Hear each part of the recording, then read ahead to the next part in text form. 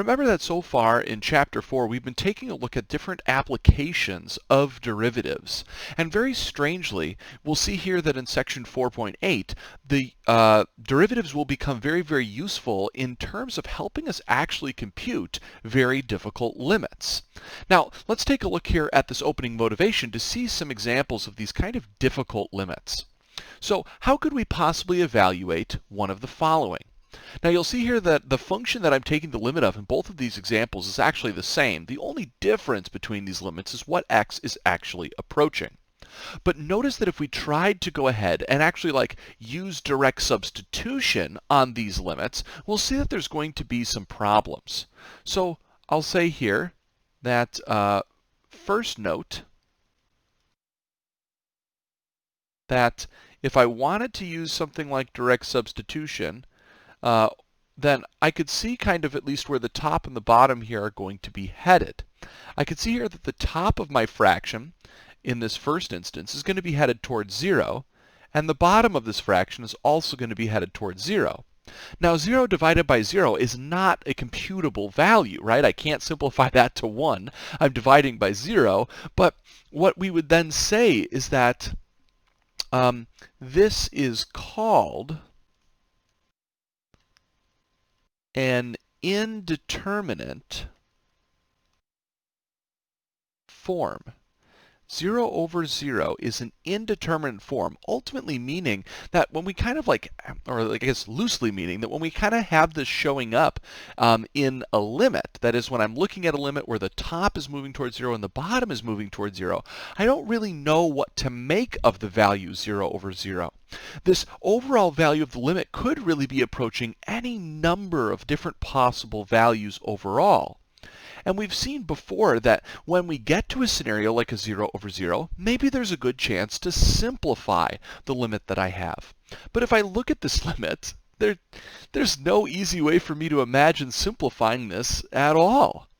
Now, if I take a look at the next limit that we have, where I have x moving towards infinity, again, if I look at the trend of where the top and the bottom are actually going to be moving, I can see that the numerator is still going to be moving towards positive infinity, and my denominator is going to be moving towards positive infinity. And again, infinity over infinity is an indeterminate form. That is, I don't really know what to make of the value infinity over infinity. So I'll say this is another type of indeterminate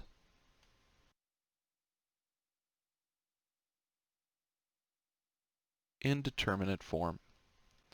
So we can see that we're kind of using this particular phrase, and we're kind of loosely identifying what it means at the moment. But essentially we're coming across not values, but expressions that can't really be simplified or can't really be evaluated in any sort of way, right? I don't know what to do with 0 over 0, and I don't know what to do with infinity over infinity. And we'll see a little bit more as to why this is as we move throughout the rest of the section. So what we should note here is that we cannot, so I'll say here we see that we cannot simplify in these limits to make our results any easier. Actually, checking the limits from both sides would be another good option, but that also seems like it's going to produce really only the same sorts of values, something like a 0 over 0 or an infinity over infinity. So we cannot simplify, check the limit from both sides, and it's also not possible to even kind of pull out the really big guns that we talked about back in our first chapter, which was like the idea of the squeeze theorem. That's going to be really difficult to use here as well. So I'll mark that down. So I'll say, and the squeeze theorem is difficult to use here. So the reason that we're pointing all of this out is to just see how complicated these limits really are and how annoying these indeterminate forms can be for certain limits.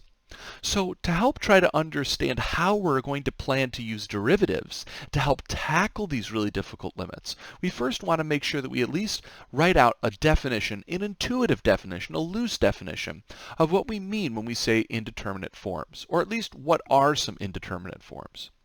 So when we do a direct substitution in a limit, and we result in something like 0 over 0 or infinity over infinity, or really any of these values, or I guess forms in here, we'll say that the limit is in an indeterminate form. So all of these are things that cannot really be computed.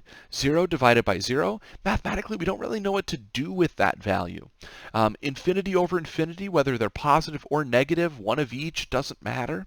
0 times a positive or negative infinity. You might think, oh, this should just be 0, but maybe not. That idea that you learned a long time ago that anything times 0 is 0, that was actually 0 times any real number is 0. But infinity is not a real number. Infinity minus infinity, that might also seem like, oh, shouldn't that just be 0? And, well, we can't really make that statement. If you get into some of the quote-unquote, I guess, arithmetic with infinity, you can start to see how this idea of having this equal 0 may not necessarily work. 1 to the infinite power, we don't know what to do with that. 0 to the 0th power, don't know what to do with that. And infinity to the 0th power, we have no idea what to do with that. So all of these are going to be what we would call indeterminate forms. Now, indeterminate forms are messy. It means that we don't really know what to do with the limit. We have to try to find an alternative way of trying to tackle the associated limit question. Again, in previous sections, when we came across something like 0 over 0, our goal was typically to simplify so we could rewrite our limit into an easier form so that way we could evaluate and no longer get something like a 0 over 0. In this section, though, we're going to make use of an important rule referred to as L'Hopital's rule. So let's see what this rule here actually states. It says, suppose that f and g are differentiable functions and that g prime is not 0 on an open interval that contains a except possibly at a. So assuming we have a limit that's going towards a, we want to make sure that, of course, our denominator doesn't equal 0. We have differentiable functions, and we're also going to make sure that the derivative is not 0. Well, then suppose that I'm calculating a limit. This is really important here. L'Hopital's rule specifically applies to calculating limits of the form f of x over g of x, so something over something else. Limits in the form of a fraction. And if it's the case that this limit is either in the indeterminate form of 0 over 0 or in the indeterminate form of an infinity over an infinity, again, doesn't matter if they're both positive, both negative, or one of each, irrelevant, then the limit that we're looking to evaluate right here is actually going to have the same answer as the following limit. And notice our use of derivatives. If I take the derivative of the top function and put it on top, take the derivative of the bottom function and put it on bottom, what we're saying is that the answer for this first limit will be the same as the answer for this next limit, provided, of course, the limit on the right exists or is infinite. So as long as we can see the answer to this limit, we'll know the answer to the original.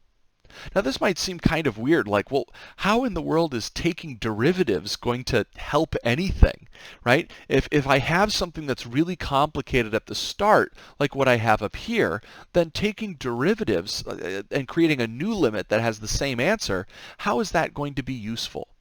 Well, what we'll see is that oftentimes when I take derivatives of functions, remember that sometimes they tend to, in certain instances, get simpler.